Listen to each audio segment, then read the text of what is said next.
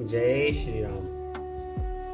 क्या आप जानते हैं भगवान श्री राम का नाम स्मरण करने से, उनके दिव्य स्वरूप को स्मरण करने से हमें क्या मिलता है? आइए जानते हैं इस श्लोक के माध्यम से। जय श्री राम। रामं दुर्वादल श्यामं पद्माक्षं पीतवाससं स्तुवन्ति नामभिर्दिव्यं ते संसारिणो नरः। जय श्री राम। अर्थात इस श्लोक में बताया जाता है कि भगवान राम का स्वरूप दुर्वा घास के समान है। उनकी आंखें कमल के जैसी हैं। उन्होंने पीले वस्त्र धारण किए।